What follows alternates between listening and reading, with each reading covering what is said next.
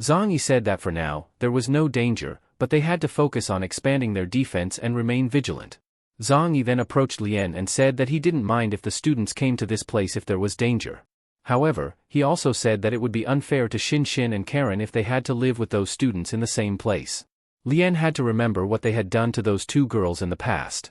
These words made Lien sad because he knew that Zhang Yi was right. Meanwhile, Zhang Yi signaled Karen to leave. Karen approached and asked, confused, why Lien wanted to bring those students to live near them. Didn't Lien's teacher remember how cruel they were to Karen and Xin during school? These words made Lien admit that he indeed remembered everything, and he actually wanted those students to survive far away from them. However, Lien couldn't deny that he still cared about those people. Strategically, Zhang Yi intervened in the conversation, reminding them that they had to focus on building their defense now. He took Karen away and said that he wouldn't let Karen get involved in a fight with Lien about those students. Lien understood his intention and felt grateful. After that, Zhang Yi fully focused on the work of building the facilities needed by Karen. He took out the materials and asked how Karen wanted them. Karen explained that if they didn't care too much about aesthetics, they could strengthen the walls in 3 days. Zhang Yi replied that it wasn't a problem, what was important was the defensive strength, not the appearance. Then, he asked if Karen needed help with anything. Karen stretched her body and said that it was no problem, even if she was a bit slower, the quality would still be maintained, so Zhang Yi didn't have to worry. Zhang Yi then went to Xin's room and knocked on the door. Xin was delighted to see him. Zhang Yi told her that the last time they went out with Karen, they found something interesting. After chatting for a bit, he explained that on their trip, they encountered people from the Sheng base and killed them. He told Xin that, contrary to what they thought, the enemy was still lurking and might attack them at any time. However, Zhang Yi emphasized that he wasn't afraid of them, and it wasn't a big deal. Xin agreed with Zhang Yi and said that, unlike the Sheng base, people coming from such a distance wouldn't have the equipment and missiles to attack them here. Based on his deduction, he asked if they could take this opportunity to drive the students away from the village. Zhang Yi replied that this would be their accident, they couldn't predict or do anything to prevent it. He took the yawl blocking device from his portal and installed it. He said that this would be troublesome, but it would be very useful. Lien's presence in the group was crucial. Zhang Yi handed Xin the satellite phone he took from one of the soldiers and said that it was from the enemy base. Xin could try to use it to gather information. Xin was confident that it would be easy, and if the phone worked, he could handle it. Meanwhile, we were taken to see the Yangqing district. In the middle of a factory, 2 people were tied with chains and being interrogated by soldiers. The soldiers reported to their leader that 5 people tried to escape, 2 were caught alive, while 3 others died. The 2 captured individuals looked confused, either due to fear for their lives or being impressed by the beauty in front of them. A woman then asked why they deserved to live. The 2 men admitted that it was a spontaneous action and begged for forgiveness. The woman asked where they would go if they succeeded in escaping from here. The 2 men were frightened and didn't know what to answer. The woman then asked if they planned to go to the snow worship sect and join those hypocrites. The 2 men begged for forgiveness again, bowing their heads to the ground.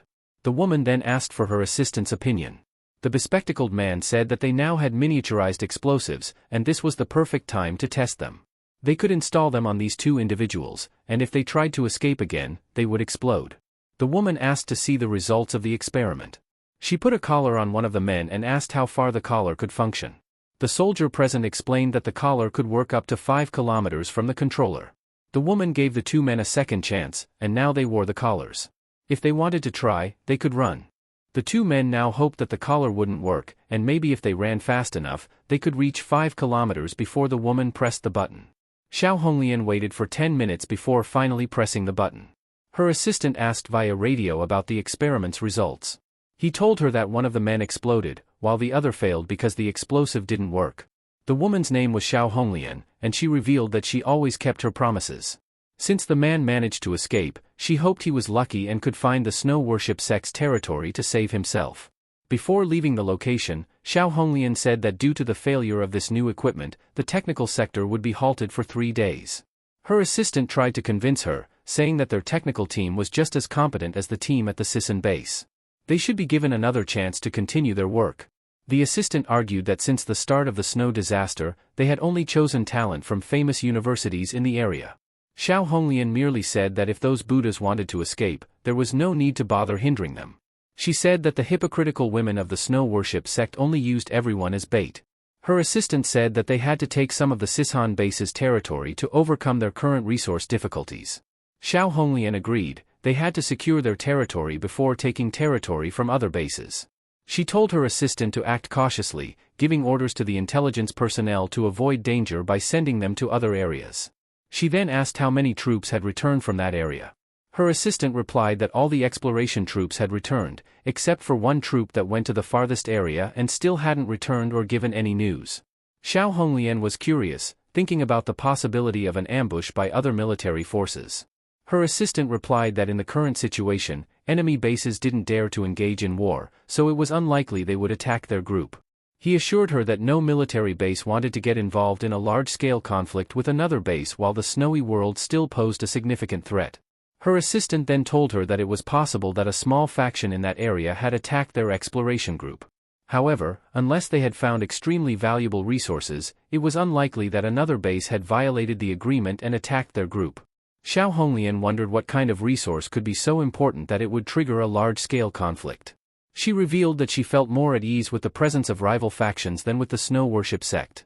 As they spoke, one of the soldiers rushed out and informed them that they had found traces of one of the missing teams. The woman felt anxious upon hearing the news. She said that although Captain Gowon might be arrogant, he wouldn't dare cut off communication and flee from the base with several vehicles. Xiao Honglian then asked if there was a way to track her satellite phone to the location where the signal was lost. However, they couldn't track it because the signal had completely disappeared from the radar. This made Xiao Honglian think that the people who had attacked their group were highly organized. She felt afraid that this wasn't an impulsive act but had been planned beforehand. Attacking Gowon's group was a sign of the start of the war. Xiao Honglian began to think whether this attack was done by the Chaoyu base or the Qingpu base, or if it was the doing of survivors from the Shirshan base. Her assistant said that the location of the accident where they went missing was closer to the Chaoyu base. Since they hadn't contacted that base to gather information, he took the radio and contacted their rival base. Xiao Honglian informed them through the phone that her cousin Gowon was missing and asked if they knew anything. The leader of the Chaoyu base warned Xiao Honglian that Gowon had just passed through their area and that there had been no problems. The leader also stated that one of their teams had also gone missing, which was concerning because the missing people were mutants. Therefore, he asked if the disappearance of his people was related to this. Of course, he believed that the Qingpu base wasn't interested in getting involved in conflict, so he didn't think they had done it. Xiao Honglian then asserted that the only possibility was that the snow worship sect was responsible for the attack on their base. The leader replied that if the snow worship sect's followers had indeed done something to his subordinates, they would have to pay a price 10 times greater. Xiao Honglian didn't miss the opportunity and proposed that they work together to retaliate against the attack. As people discussed whether the snow worship sect was truly responsible for the attack, the actual party responsible for the attack was busy building their fortress and strengthening their defenses. Zhang Yi. Zhang Yi said that these weapons would be connected to mechanical controllers and linked to their computer. They could be controlled remotely and would be very efficient, thanks to Karen's work in automating the weapons. Meanwhile, Zhang Yi mentioned that the Chaoyu base and the Yangqing base hadn't shown any movement in the past few days. He hadn't even seen their tracks in the area. The whole family then gathered to eat. After the meal, Lien said that he would take the food to his students. Zhang Yi helped gather everything into several bags.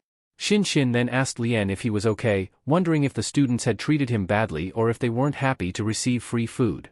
Xin said that Lien shouldn't sacrifice himself for those people, as they didn't deserve his kindness. She tried to convince Lien that he didn't have any responsibility towards them, all his responsibilities had ended since they left the academy. Meanwhile, Zhang Yi just observed everything from a distance. This time, he was just a spectator as the girls acted on their own. A while later, at the training center, Zhang Yi spoke with Lien about whether he felt any danger around the environment. If there was, they could bring the students here. However, everyone here had to agree for them to come. After hearing this, Lien felt very sad because he knew that Xin and Ken strongly opposed bringing those people here, and he had to respect their opinions. However, Lien began to feel a bit better. Maybe the peaceful times would last long enough, so they didn't actually need to worry. Zhang Yi felt more at ease and prepared to start training gradually. Zhang Yi's strategy began to bear fruit. Lien knew that the girls didn't like his students, but he believed that Zhang Yi was on his side and was trying to help him in his desire to protect his students. Lien prepared to show off his skills. It was time for Zhang Yi to learn the strongest hand-to-hand combat. He began to dominate Zhang Yi in the fight. Every punch he received made Zhang Yi feel strange things he had never imagined before. He said that Lien had changed a lot since coming here. When he lost his attachment to those troublesome people, he would become a truly obedient asset. After a long day, Zhang Yi lay in bed, thinking about what he should do. Zhang Yi planned to turn on the satellite phone so its signal would be tracked by the Yangqing base, and then leave it in the students' village. He could lure the enemy's attention to that location. They would definitely eliminate everyone there. However, he would also draw the base's attention to his hiding place, which was very close. He also thought that maybe the bases wouldn't ever find out that he was the one responsible and wouldn't come to his territory. After considering all possibilities, Zhang Yi decided that he couldn't hope for peace to last forever. He had to take risks and control the situation. Zhang Yi would carry out this bold plan. He handed the satellite phone to the mutant cat. The cat had to take the object secretly to the hidden place in the village. The cat ran to the village to leave the phone there and start Zhang Yi's evil plan. Meanwhile, the leader of the snow worship sect, Yuan Kongya, was speaking. He gathered his followers and held a ritual. He told everyone that snow was white and pure, their bodies and souls belonged to the snow and had become as white as snow. He then asked for absolute loyalty from all who believed and desired the purification of their souls. Someone brought a child and begged for the child to be saved. The supreme leader placed his holy hand, and it shone brightly. The child, who was previously weak and possibly sick, was now healthy again and crying. Everyone cheered that it was a great miracle and blessed the great leader of the snow worship sect. After the ritual was finished, Yuan Kongya felt very tired, and one of his followers suggested that he rest. However, Yuan Kongya refused, saying that they had to continue now. Suddenly, a great vibration occurred, and all his followers fell to the ground. They didn't understand what was happening. A girl who seemed to be his deputy immediately gave orders to protect their leader while the rest had to move together to face the enemy. With a low voice, Yuan Kongya prayed, asking for blessings to protect his followers from the war and suffering that was currently happening outside. Several cars were parked in front of the temple, shooting wildly at the entrance. The snow worship sect followers immediately ran, armed, and began fighting the attackers. Many started to fall. Some fanatic followers even attached explosives to their bodies and ran towards the enemy to blow themselves up.